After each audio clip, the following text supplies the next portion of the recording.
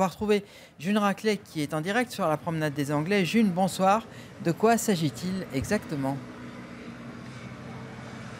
Alors Henri, Bibliomère, c'est ce stand juste à côté de moi. Il est tenu par le Centre de découverte Mer et Montagne.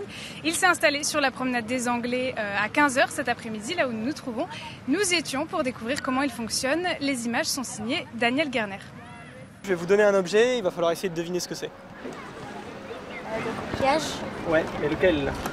Celui-là. Découvrir le monde marin pour avoir envie de le protéger. Depuis 18 ans, Bibliomère s'arrête sur les plages du littoral afin de sensibiliser les plus jeunes grâce au jeu. À toi. Est-ce que ton espèce marine reste plutôt vers la surface de l'eau? Ça dépend des fois.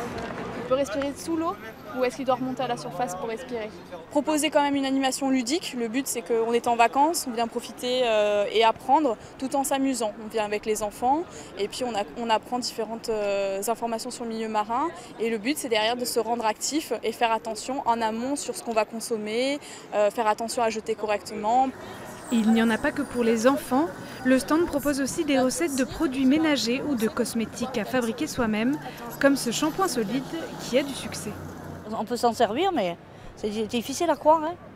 Ça vous donne envie? Ouais, il a dit que je lave la tête avec, j'aimerais bien le faire. De nombreuses astuces et beaucoup de conseils pour préserver l'environnement marin. Faut pas polluer la nature avec les plastiques. Un message simple, mais essentiel. Alors nous sommes avec Richard Chemla, le président du Centre Découverte Mer et Montagne. Alors voilà, on vient de découvrir comment fonctionnait Bibliomère.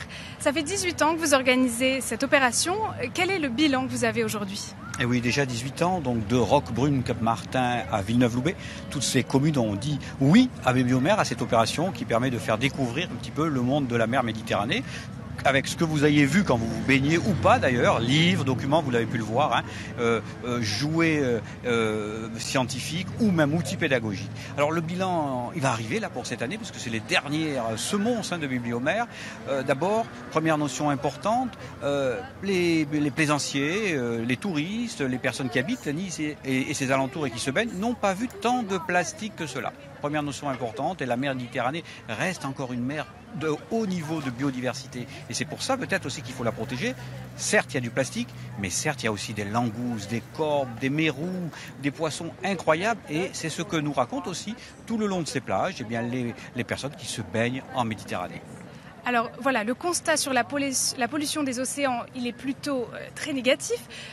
Beaucoup de scientifiques ont une vision alarmiste. Vous, c'est pas vraiment votre cas. Vous voulez rester optimiste. Je dis, il est trop tard pour être alarmiste. C'est-à-dire, on ne va pas sauver sa poubelle. Or, la Méditerranée n'est pas qu'une poubelle. Elle est aussi, je vous le dis, quelque chose de merveilleux. Demandez aux plongeurs, puisqu'on est en train de faire le bilan aussi avec les clubs de plongée. Et les clubs de plongée vous racontent, que ce soit Villefranche-sur-Mer, Beaulieu, Saint-Jean-Cap-Ferrat, Antibes, ils découvrent des choses incroyables. Et c'est ces choses, ces animaux, cette faune et cette flore incroyable, malgré les plastiques, ne me faites pas dire ce que je ne voulais pas entendre, malgré le plastique, qu'il faut sauver. Et on est prêt, avec Bibliomère, à montrer les belles choses. Vous savez, Cousteau disait, on se regroupe autour de belles photos et pas autour d'une poubelle. C'est le symbole de Bibliomère.